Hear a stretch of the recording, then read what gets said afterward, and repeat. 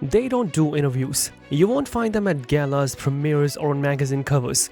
Yet their influence stretches across continents, hidden in global trade deals, financial institutions, and political corridors.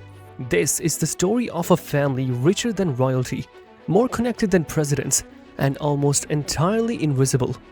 So who are they? To answer that, we have to go back to the very beginning, where their power quietly began. The story began not in a palace or on the front page of a newspaper, but in a quiet European city near the end of the 18th century. The founding figure of this dynasty was not a king, but a merchant, one who understood that influence often grows faster in the shadows. He built his first fortune through textile trade, importing rare fabrics and dyes from across continents. But his genius wasn't just in commerce, it was in banking. While others traded goods, he began financing the very empires that fought over them. By the mid-1800s, the family had already established discrete banking operations across Europe. They weren't the largest banks, nor the loudest, but they were the most connected. Governments began turning to them in times of war, funding battles, rebuilding economies, and collecting interest quietly. With every loan, their reach grew, and with every repayment, they gained not just profit but leverage. But unlike other dynasties that chased nobility and titles, this family chose anonymity. They avoided the spotlight, declining interviews, rarely appearing at public events. They lived in large homes but built their wealth into trusts and holding companies few could trace. Their name, though powerful, was rarely spoken outside close circles. It became a strategy that lasted generations. Let others wear crowns, they would own the land beneath them. Their geographic footprint was vast. While rooted in Central Europe, their influence extended into London's financial districts, New York stock exchanges, and Middle Eastern energy markets. They were early investors in railroads, steel, oil, and eventually global shipping and telecommunications. Every time the world shifted, they were already positioned to benefit. And every time a crisis struck, they were the ones providing the solution at a price. The passing of power within the family was never public. Wealth wasn't inherited with fanfare, but transferred through trusts, private agreements, and sealed files. The next generation was trained from childhood, not just in finance but in diplomacy, discretion, and silence. They studied at elite universities under pseudonyms, interned at international firms they already partly owned, and returned home with the tools to continue the strategy laid out generations before. Privacy was their greatest asset. While others built visible empires, this family built networks, banks, ports, art, gold, patents, land. Almost nothing they owned was in plain sight, but every thread laid back to them. They understood early that the most powerful position in any system isn't the throne. It's the seat just behind it, where the king turns for advice. Their rise wasn't marked by revolution or conquest. It was marked by precision, timing, and the ability to stay quiet while the world got louder. But money was just the beginning. What came next was something far more powerful: control. While most powerful families spent their wealth building monuments, buying visibility, and cementing legacies with names etched into buildings, this family took a different approach. They built alliances, not loudly, not publicly, but surgically. Every connection was a calculated step towards something bigger. Permanent relevance. One of their most effective strategies came through marriage. Over generations, family members quietly married into other dynasties. Aristocrats with titles, heirs to oil empires, descendants of old banking bloodlines. These weren't love stories plastered on the front of magazines. These were mergers, sealed not with press releases but with decades of mutual influence. By the 20th century,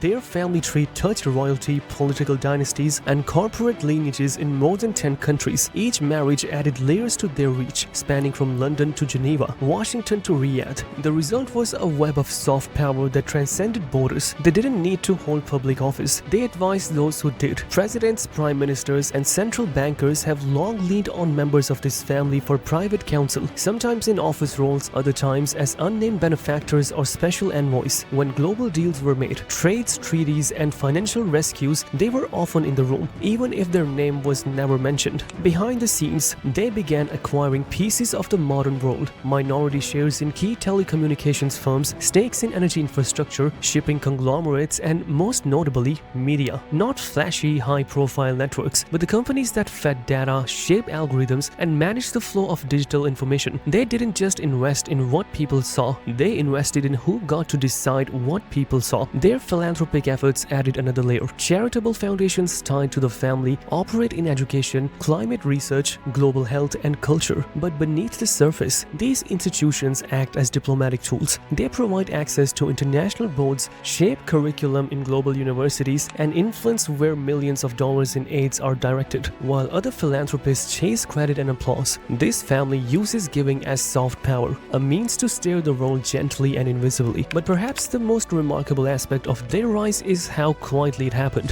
They didn't name stadiums after themselves. They didn't launch public-facing brands or viral ventures. They allowed others to soak in the spotlight while they worked in its shadows. Power remained distributed across private entities, trusts, and quiet partnerships. No single family member ever became too famous. No empire ever carried the full family name. It was intentional. Fame invites scrutiny. Centralization invites collapse. Their influence remained protected precisely because it was never fully visible. You couldn't cancel what you couldn't pin down. You couldn't challenge what you couldn't name. And while most families focused on fortune, they focused on infrastructure. If you were to scan the front pages of business magazines, the family's name wouldn't appear. Not in headlines, not in annual rankings, and certainly not on flashy billionaire lists. But look deeper, past the shell companies, through the holding firms, behind the major deals, and you'll start to see something else. Patterns, connections, signatures of quiet influence left like fingerprints on the blueprint of global power. At the core of their strategy are private investment firms, entities that don't advertise, don't market, and don't need to. These firms manage billions, often through multi-layered structures so complex that even financial regulators have trouble tracing the full picture. Each arm is specialized. One focuses on renewable energy, another on critical infrastructure like ports and water utilities. A third handles artificial intelligence, agriculture, or cyber defense. On paper, these companies appear independent. In reality, they move in concert, guided by a central vision shielded from public view. Most of their influence is exercised through controlling shares, not flashy ownership. They don't need to own 100% of a company to steer its direction. 12, 15, or 20%. Just enough to sit on the board, just enough to guide the conversation. The sectors they prioritize reveal a lot. Energy grids in unstable regions, telecom monopolies, rare earth mining operations, global food distributors, desalination plants, and next-generation defense contractors. If a sector touches billions of lives but operates quietly, chances are they're involved. What's astonishing is how completely invisible this control often is. News of a major merger might include statements from CEOs, regulators,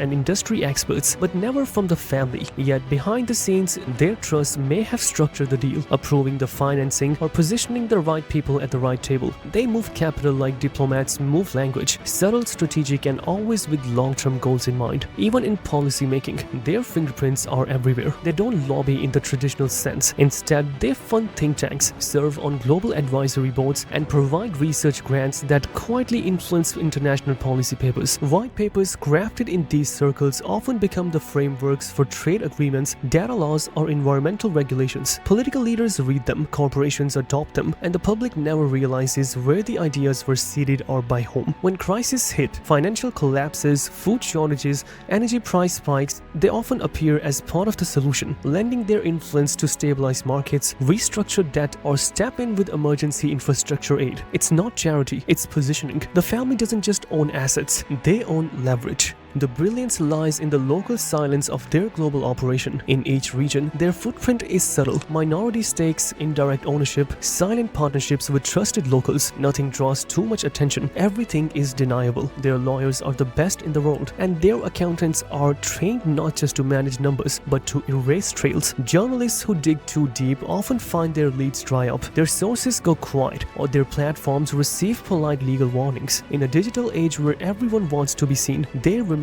ghosts in the machine. They don't need a brand, they have infrastructure. They don't seek credit, they seek control. And that control, spread across the most essential systems on earth, is nearly impossible to challenge because the public doesn't even know it's there. Their reach is global, but their image is almost invisible. Try to estimate their net worth, and you'll hit a wall. Not because the number is too small to notice, but because it's too well hidden to define. This family's fortune isn't measured by what's listed on public disclosures or celebrity wealth trackers. It's measured by what doesn't have their name on it, yet it still belongs to them. Their real estate holdings alone stretch across continents. In Western Europe, they own historic castles, some preserved as cultural estates, others retrofitted with modern surveillance and climate-controlled vaults. In New York, discreet penthouses sit atop buildings owned through third-tier shell companies. In the Middle East, vast compounds shielded by high walls serve as seasonal retreats or private negotiation hubs. From Tokyo to Buenos Aires, London to Cape Town, their properties aren't just lavish, they're strategically placed near embassies, overlooking financial centers, or tucked quietly along the coast where nothing draws attention. Beyond land and stone lies the real treasure, quiet assets. The family is one of the largest private collectors of fine art, though few museums realize the full extent. Their pieces rotate through private galleries, loans to exhibitions, and sealed vaults beneath airports and free ports, jurisdictions where customs are suspended and ownership can remain anonymous indefinitely. Masterpieces from Renaissance icons, rare manuscripts, and entire archives of unreleased photography are kept away from the public eye, not as a flex but as a safeguard. Then there is gold, not in ETFs or mutual funds, but physical gold, stored in bunkers in Switzerland, Singapore, and unnamed facilities deep underground. It's rumored they hold reserves larger than some nations, acquired over generations and never touched. As currencies rise and fall, as markets inflate and crash, gold remains untouched, inert and immensely valuable. For them, it's not an investment, it's insurance. To manage this sprawling empire, they use a web of offshore accounts, trusts, and layered shell companies so intricate that even forensic auditors get lost in the maze. A mansion in Paris might be owned by a company registered in Luxembourg, managed through a trust in the British Virgin Islands, and administrated by a law firm in Zurich. No direct line connects them to the asset, just a string of legal protections, proxies, and holding structures designed for silence. And even if someone manages to trace one piece, it's only one piece. The full picture, the total wealth, is impossible to measure, not just because of legal barriers, but because the family has deliberately fragmented their empire to ensure it can never be targeted, seized, or even seen in full. They don't just own wealth, they've built a system where the wealth disappears on contact. But their most powerful strategy isn't about what they own, it's how they own without being owned. Tax havens, family offices with diplomatic protections, and assets locked in centuries-old agreements give them near complete financial immunity. While billionaires rise and fall with market crashes and scandals, this family remains untouched because nothing is tied directly to them and nothing is left unguarded. Their wealth is everywhere and yet nowhere. In paintings the public adores, in buildings people walk past daily, in utilities, data networks, and farmland that power the world. Every piece seemingly ordinary until you peel back the layers and find the same hidden signature again and again. But even more powerful than money is narrative. In a world where perception often matters more than fact, controlling the story becomes more valuable than owning the truth. And this family, more than any political dynasty or celebrity empire, understands that principle to its core. They have built not only wealth and power, but a narrative so controlled, so calculated that most people don't even know they exist. Their connection to media is never obvious. You won't find a news anchor bearing their name or a flashy media conglomerate attached to their crest, but trace the ownership of publishing houses, broadcast networks, and digital aid platforms far enough, and their influence becomes harder to deny. Through alliances, silent partnerships, and investment arms, they shape what is seen, what is amplified, and what is quietly ignored. This isn't about censorship in the traditional sense. It's more sophisticated. If a story threatens their image, it's not blocked, it's redirected. Headlines shift, timelines blur, and interest dissolves into other distractions. Editors receive calls, not threats, but reminders from advertisers, sponsors, or board members. The result is the same. Stories vanish, attention fades, and the family's name remains clean. This skill isn't new. Throughout history, they've played a role in moments that shaped the world, but always from the second row. During financial crisis, they provided the bailout funds through intermediaries. In geopolitical conflicts, their companies supplied infrastructure, fuel, or financial support without public attribution. When economies transitioned from industrial to digital,